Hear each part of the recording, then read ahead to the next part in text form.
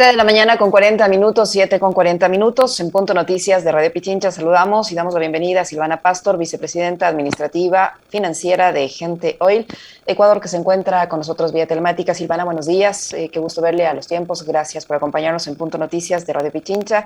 Le saludamos a Alexis Moncayo, quien le habla, Licenia Espinel.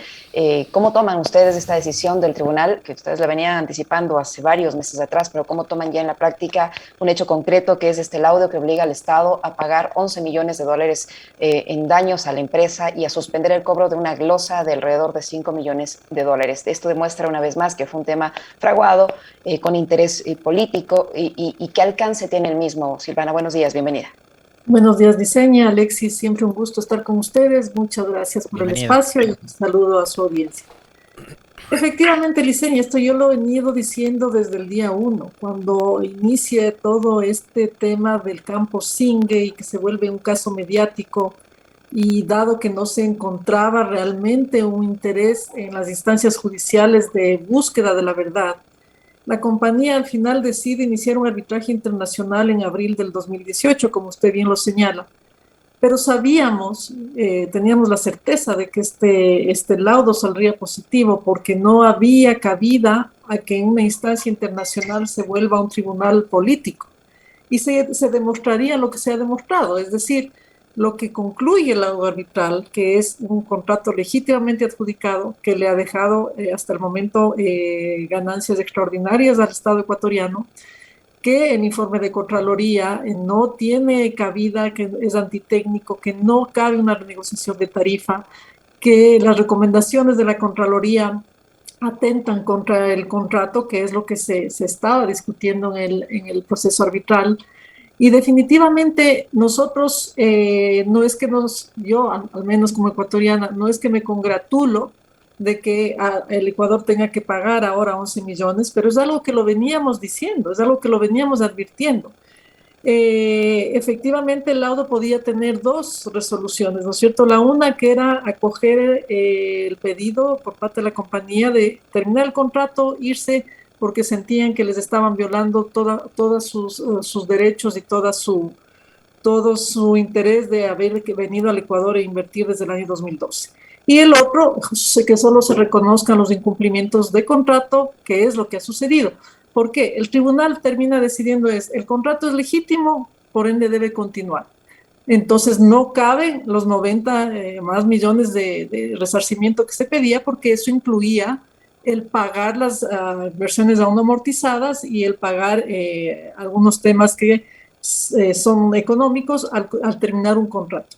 Pero sí cabe pagar los incumplimientos de contrato y entre eso los daños morales. Porque el laudo, y no lo dice Silvana Pastor, el laudo es clarísimo en sus párrafos.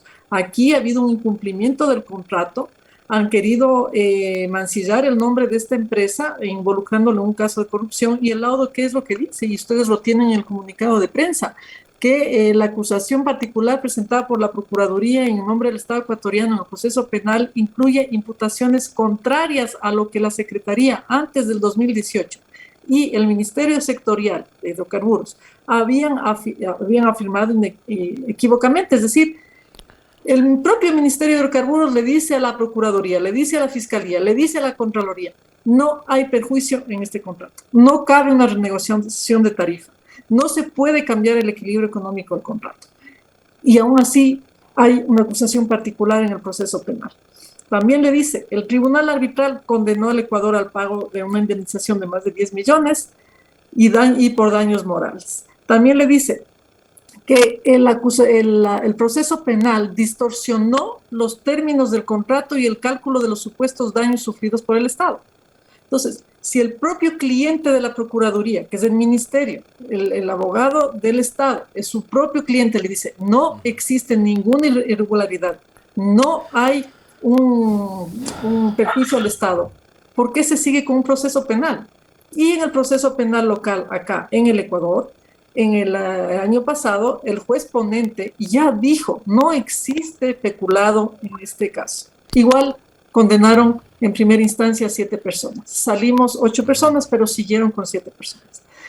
Y otra cosa más grave, en el proceso arbitral, los jueces no terminan el contrato porque se dice ahí que el informe de Contraloría es nulo. Entonces, que ya las recomendaciones de la Contraloría en su informe ya no aplican. Entonces, los jueces les dicen, si esto es nulo, como ustedes nos dicen, entonces ya no aplica discutir nada de lo que se tiene que hacer, pero si ustedes decidieran continuar con lo que recomienda la Contraloría, la compañía tendría derecho a volver a iniciar este proceso arbitrario. Entonces, es evidente, es decir, estamos tapando el sol con un dedo, queremos seguir un proceso penal a costa de gente inocente, a costa de una industria, a costa de un inversionista que creyó en el país, por un tema político. Silvana, ¿cómo está? Buenos días, un gusto saludarle. A ver, como para tratar de encapsular esto simplemente en una lectura muy breve y corta, que quisiera que usted también, no a manera de respuesta técnica por la defensa que han hecho del caso, sino quizás como una reflexión más incluso hasta ciudadana y patriótica, de lo que acabo de entenderle, de lo que usted acaba de decir, ¿no? Pero no de lo que usted dice, sino de lo que afirma el laudo arbitral. Y es que, o sea, la Procuraduría, que actúa como el abogado del Estado ecuatoriano, y o sea, la Procuraduría como tal, y el Estado ecuatoriano como tal, actuó en contra de sus propios intereses. Es así. Eso, en resumen, es eso. En resumen es eso, porque ¡qué tenaz! Tiene al Ministerio de Hidrocarburos, que es la contraparte de los inversionistas en el sector petrolero. Es quien administra y controla los contratos. Esa cartera de Estado, no en el gobierno anterior, en todos los gobiernos, en el gobierno de Lenín Moreno, en este gobierno, todos los ministros de hidrocarburos que han pasado han ratificado que no existe ningún perjuicio, que es un contrato altamente beneficioso para el Estado. Sin embargo, la Procuraduría insistió en presentar la acusación particular. Así es. Entonces, yo, mi reflexión, Alexis, como usted me preguntaba, es: pueden haber cualquier tipo de denuncias y cualquier ciudadano tiene derecho a ir a denunciar cualquier cosa. Pero el sistema de justicia del Ecuador está llamado a ser el garantista de los derechos de los ciudadanos, llámese empresa natural, llámese empresa jurídica. Esas denuncias infundadas de mala fe no deberían pasar los filtros de las autoridades judiciales, Contraloría, Fiscalía, Procuraduría.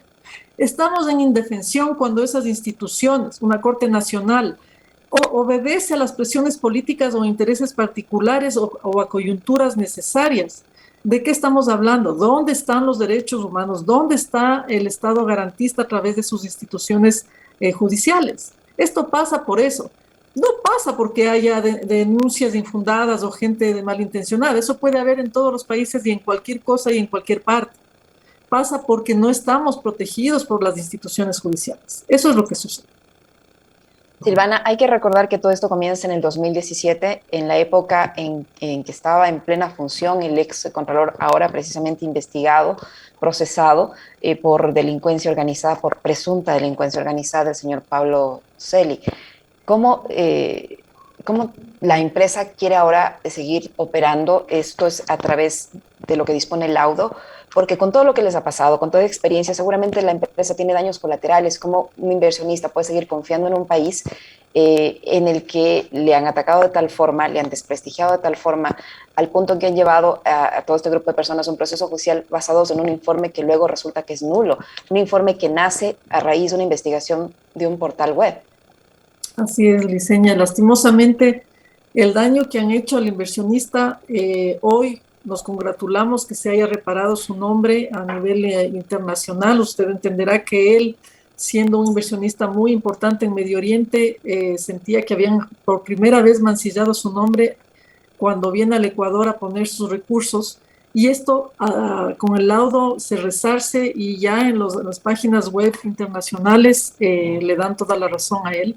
Eso es un punto positivo.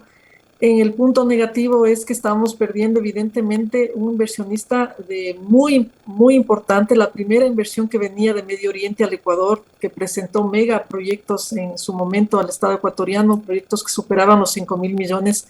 Hoy evidentemente va a continuar con su contrato, porque es un contrato que se mantiene a 10 años, el laudo así lo establece, seguirá operando responsablemente como lo ha hecho hasta hoy. Fíjese que es una de las empresas que más comprometida, ha estado en los temas sociales y ambientales en el área donde operamos. Hemos construido una escuela, un centro médico, se han puesto más de 13 millones de dólares en temas sociales. Él siempre me dijo, Silvana, búscame proyectos sin poner mi nombre, pero que pueda apoyar al tema del área amazónica. Tenemos una excelente relación con las comunidades en el área amazónica que las reconocen. Entonces, el espíritu de él, obviamente no es un espíritu rencoroso contra el Ecuador. Él es muy consciente de que son ciertos funcionarios y que son temas políticos. Este laudo le da la razón. Y él continuará invirtiendo en el bloque Singue, así lo establece el laudo. Seguiremos operando, hemos seguido operando. A la fecha, a Liceña le hemos entregado al país 650 millones de dólares en ingresos brutos, que se traducen en ingresos netos de 300 y pico de millones, más 160 millones de dólares de facilidades de alta tecnología, en un campo que era maleza. Hoy usted va a ese campo y es de primera, entonces, y eso le queda en beneficio al Estado cuando termine el contrato, no es que la compañía se lleva. Una planta de tratamiento de agua absolutamente costó 28 millones de dólares, no era requisito del contrato, pero lo que hace es que trata el agua de manera que se vuelva tan pura que se reinyecta a los reservorios con una conciencia ambiental impresionante. Ese es el tipo de inversionista al que atacaron por 5 millones de dólares. ¿Usted cree que un inversionista con megaproyectos que superan 1.500 millones de dólares en el Medio Oriente va a querer venir al Ecuador a robarle 5 millones o 28 millones como una pericia antitécnica presentó en la Fiscalía? Es de locos lo que han hecho. Ahora, Silvana, la pregunta del millón que todo el mundo se ha formulado durante todos estos días es si este laudo arbitral internacional incide o no en el proceso penal que se sigue acá en Ecuador en contra de las 7 personas que usted mencionaba hace un momento. ¿Incide o no? ¿Cambia el escenario tomando en cuenta de lo prostituida que está la justicia en este país, de lo corrompida que está la justicia en este país, y de las pugnas políticas que hay en este momento por meterle la mano a la justicia en este país? ¿Incide este laudo a favor de quienes han sido procesados o no? Debería, no desde un punto de vista procesal, porque en eso tengo que darle la razón a la Procuraduría. No es que el laudo se convierte en un fallo en el proceso penal. Tampoco en la instancia en la que estamos se puede ingresar como una prueba nueva. Posteriormente deberá tomarse en cuenta si es que en esta instancia de apelación los jueces siguen insistiendo en ratificar una condena. Evidentemente en instancias internacionales servirá absolutamente para cada uno de los procesados, pero si yo soy un juez que estoy analizando y evaluando un caso donde ya una postura internacional, el laudo habla por sí solo, las conclusiones del laudo hablan por sí solas, están hablando del dolo en la acusación penal, están hablando de lo que implica los efectos de este informe de Contraloría. El laudo es claro y varias veces en varios párrafos repite que ese informe por el propio Estado ecuatoriano han dicho que es nulo. Si yo soy un juez y miro lo que está pasando, ojalá, digo yo, ojalá, y es el pedido que hacemos, actúen apegados a derecho y no sigan con esta persecución a gente inocente. Es decir, ojalá ya entren en razón, tienen que instancias internacionales decirles, miren, esto está equivocado.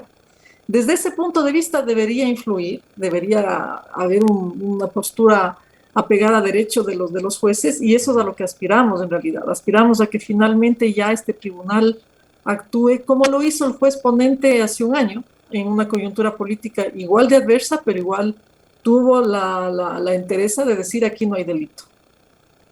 Silvana, ¿en qué tiempo el Estado deberá pagar a la empresa esta cifra fijada por el tribunal arbitral? Los plazos exactos no los sé, Liceña. Lo que sé, lo que entiendo, es que el laudo está en firme. El Estado tiene que pagarlo. Habrá unos plazos, no sé en qué tiempo está establecido eso en el laudo. Tendría que revisarlo. Pero si no, se tiene que ejecutoriar en otra jurisdicción. ¿Y eso qué significa?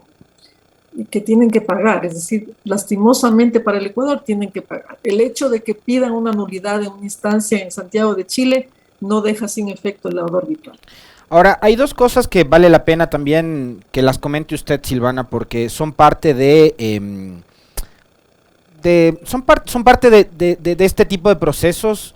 Han sido, digamos, elementos sustanciales a la hora de que la justicia, por ejemplo, empiece a operar en Ecuador. Uno es la Contraloría, como actor fundamental dentro de, digamos, lo que debería ser el buen uso de los recursos públicos. Pero para nadie en este país es un secreto de que la Contraloría ha sido utilizada como una de las tantas herramientas para la persecución en los últimos años. Entonces, hay un informe con indicios de responsabilidad penal que, según este laudo, ¿no?, dice que ese informe fue forjado, fue manipulado, no contiene datos reales, etcétera, etcétera. Contraloría, punto 1. Punto 2, la prensa. El caso Zingue cobra notoriedad no precisamente por el informe de Contraloría, sino por una publicación de un portal digital que tenía en ese momento, y tiene hasta el sol de hoy, como uno de sus principales representantes a Fernando Villavicencio. Villavicencio es un político que acá la gente, los grandes medios lo han pretendido exponer como un activista o como periodista de investigación, pero finalmente Villavicencio es un político. Y un político que tiene una carga y un sesgo súper fuerte. ¿Qué lo ha dicho? Yo tengo un trauma, odio al correísmo y no me voy a quitar ese trauma. Entonces, Contraloría con sus informes con indicios de responsabilidad penal forjados. El caso Zingue no es el único, hay otros de igual manera. Y la prensa, utilizando todo el poder mediático para imponer relatos y para, a través de los titulares y de reportajes, como lo han hecho con este caso en 5 años, usted seguramente debe tener un recuento de la cantidad de publicaciones, notas, reportajes que se han hecho, ¿no?, han tratado ya de sentenciar previamente. Contraloría y la prensa. ¿Qué debería pasar en esos casos? ¿Cuál es su reflexión también con respecto de lo que ha sido la actuación de estas dos instancias, Contraloría y los medios de comunicación? A ver, comencemos por Contraloría. Contraloría, efectivamente, en la experiencia que hemos tenido en todo el proceso, cuando inicia la auditoría que nos hacen, que sea de paso, no cabía hacer una auditoría a una empresa privada, pero igual el directorio en su momento dijo, demos toda la información, aquí somos transparentes. No veíamos venir algo como esto. Contraloría ha distado totalmente de ser un ente técnico. La auditora que hace el informe de Contraloría del caso Zingue no tenía ni siquiera título, que va contra la ley de la Contraloría. No había hecho un examen jamás de un contrato petrolero. Y nos ponen en manos una industria tan compleja que no es como construir un edificio donde uno sabe en un proyecto cuánto va a durar, cuánto va a costar el cemento, cuánto va a costar la mano de obra. Acá los contratos en la industria petrolera se llaman contratos a riesgo, es decir, todo es incierto. Viene esta persona y trata, y ahora entendemos, con direccionamiento de armar un caso. Y fíjese, Alexis, que en el proceso fue algo que está documentado y sustentado para efectos posteriores, pero en el proceso de Contraloría sale el primer borrador y no había nada de las supuestas irregularidades, había un tema operativo, básicamente de un proceso exploratorio. Presentamos los descargos en el tiempo que se tiene que dar y aspirábamos a que ya, o sea, esto se concluía ahí. Y resulta que en una noche, y yo por los medios, por el canal Teleamazonas, si no me equivoco, me entero de un caso de corrupción de Zingue, de Silvana Pastor, y me empiezo a enterar de algo que no había visto, no entendía yo qué pasaba. Entonces, en ese momento llamo a los abogados también asustados. Bueno, evidentemente empieza el vía crucis y el informe final había sido circulado a los medios previo a que la compañía lo vea. Nosotros lo recibimos días posteriores. Ahí nos enterábamos de las supuestas irregularidades. De ahí, efectivamente, yo corroboro lo que usted dice, se convirtió en un ente de persecución, no un ente técnico. Hoy la industria petrolera, me imagino que así serán otras industrias, no quiere mover un dedo, los funcionarios no mueven un dedo, no quieren firmar nada. El daño que le han hecho a la industria petrolera por miedo a la Contraloría y verse abocados a procesos como estos, le ha hecho un daño. Quieren subir la producción. ¿Quién quiere poner un centavo más en subir la producción cuando no hay una garantía, no hay una seguridad jurídica? Y eso es lo que estamos tratando nosotros de demostrar con este laudo arbitral. La Contraloría tiene que ser un ente técnico. Mientras no tengamos un ente técnico y sea político, la garantía para la inversión extranjera no va a venir. Eso es un mito. En el tema de la prensa es penoso y muy doloroso ver cómo el periodismo, y sí hay excepciones, Alexis, creo que en estos 5 años, dando gracias a Dios, he podido encontrar periodistas éticos que me dieron espacio y me dieron oído, pero el daño que le hacen por acoger posturas sin contrarrestar, por temas políticos, por temas de interés específico, ya sea de un político o de una persona específica, el daño que le hacen al país solo refleja que no hay la intención real de mirar por el país, sino por tener el relato que les conviene dependiendo de quién esté en el poder. Y eso tiene que acabar. Y ahí quiero ser honesta, Alexis, tiene que acabar desde cualquier gobierno. Ningún gobierno debería utilizar a la prensa como un poder. La prensa debería ser totalmente desapegada a los poderes políticos e informar al ciudadano la verdad en todos los ámbitos, salud, educación, inversión, economía, porque solamente con la verdad es que los ciudadanos pueden tener una confianza en su país. Es decir, ¿a qué le estamos llevando al país? A que estamos sesgados por cierta información. Ahora, menos mal, de alguna manera los medios digitales y medios alternativos contrarrestan un poco, pero en la historia, digo yo, ¿cómo habremos estado ciegos en muchos temas cuando no había alternativas, cuando las posturas vienen solo desde medios sesgados y muchas veces medios que pertenecen a grandes grupos económicos? Y ahí estamos en indefensión también.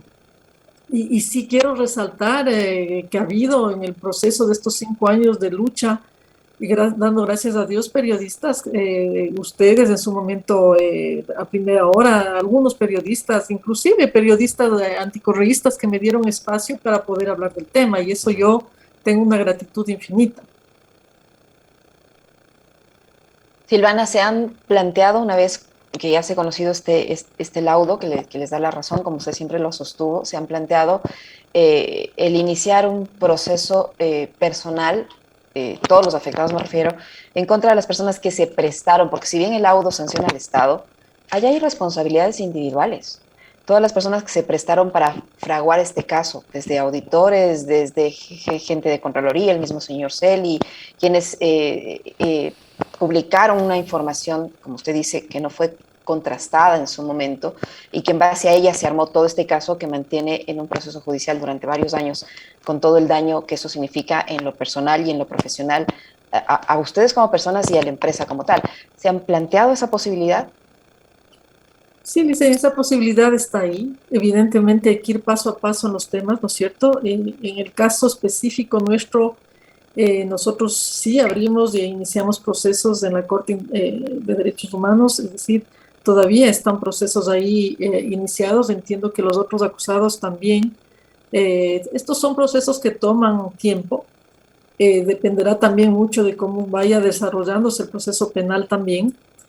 Hoy por hoy lo que buscamos es que haya un apego a la verdad, a la justicia, que se declare la inocencia de todos en este caso. Ojalá así sea, pero si no, evidentemente tenemos que continuar con las instancias internacionales y esa lucha seguirá. Es decir, no podemos permitir que sea mancillado el nombre de tanta gente por intereses protervos de ciertas personas.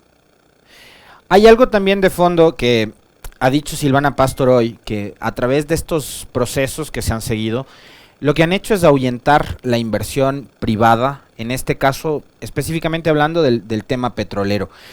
Me imagino yo, Silvana, que las pérdidas, en el caso sobre todo específico del tema que estamos hablando y de la empresa Gente Oil, me imagino yo que las pérdidas serán incalculables, y para el Ecuador de igual manera, porque si los privados ven que hay este nivel de inseguridad jurídica, difícilmente van a venir a Ecuador, o el Ecuador les va a parecer atractivo como para venir a poner sus capitales y arriesgar precisamente esos capitales en el país. O sea, esto sienta un pésimo precedente además a futuro. Alexis, si hacemos un análisis y miramos cuántos laudos arbitrales, hablemos solo de la industria petrolera, tenemos, cuántos se han perdido, todos. No, el Ecuador es cliente número 1 de los sistemas de arbitraje internacionales en tema petrolero, y creo que no hemos ganado ni un caso, ¿no? No, porque cuando hay incumplimientos contractuales, cuando llevamos a politizar una industria que es tan importante para el país, ¿Cómo es posible que el principal recurso del país se convierta en una herramienta política de denuncias dañando a empresas que hoy ya no están? ¿Qué empresas grandes, petroleras, conglomerados grandes están en el país? Todas se han ido.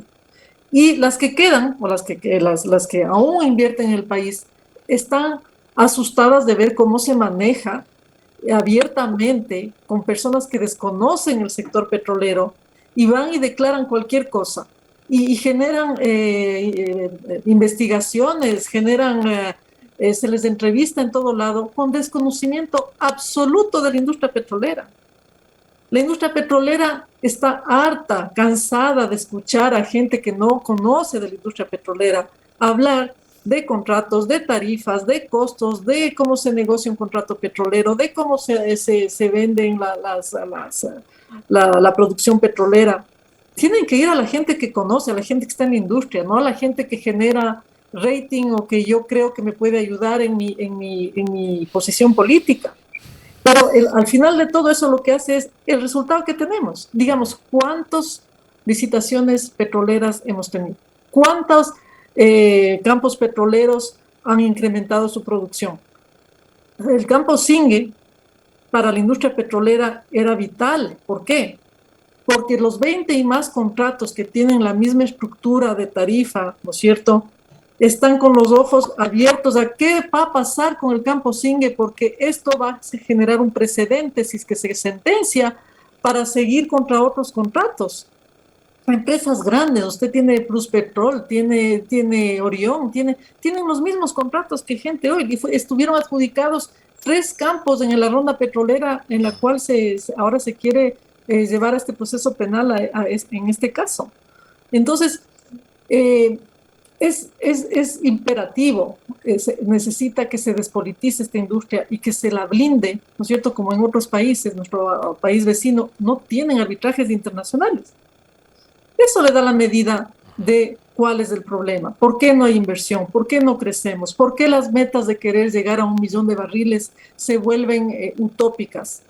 Para llegar a 1 millón de barriles, traigan inversionistas, para que los inversionistas vengan, no permitan que se mire como un sector politizado y que alguien que viene a invertir como Gente Oil, al cabo de 5 años de su contrato, empieza a ser juzgado como un caso de corrupción.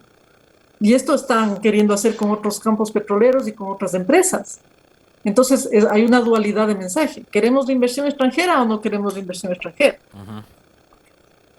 Silvana, para finalizar, Gente Oil va a continuar con su contrato porque así lo dice el laudo. ¿Tienen ustedes previsto incrementar la producción o posiblemente postularse para la licitación de otras áreas, ya que el presidente, como usted lo señala, ha dicho que se va a llegar a 1 millón de barriles diarios?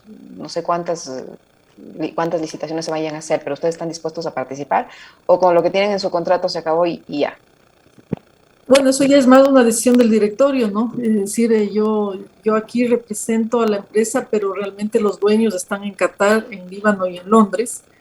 Ellos miran con optimismo este laudo, pero un poco están a la expectativa de cuál va a ser la reacción. Hablemos del Estado, Procuraduría, evidentemente el proceso penal, evidentemente cómo se maneja. La relación con el Ministerio de Hidrocarburos, como dije en otra entrevista, es muy buena. Creo que es un ente que aún tiene la parte técnica bastante credibilidad.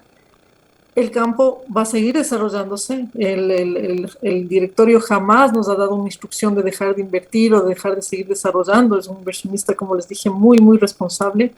Tenemos objetivos claros de incrementar la producción, de apoyar. Esto no solamente apoya al país, apoya a la empresa también. Recuerden que 70 familias dependen de esta empresa, son 70 empleados con sus familias. Es decir, no es que el inversionista va a tomar una posición, digamos, de rencor hacia el país, que no cabe.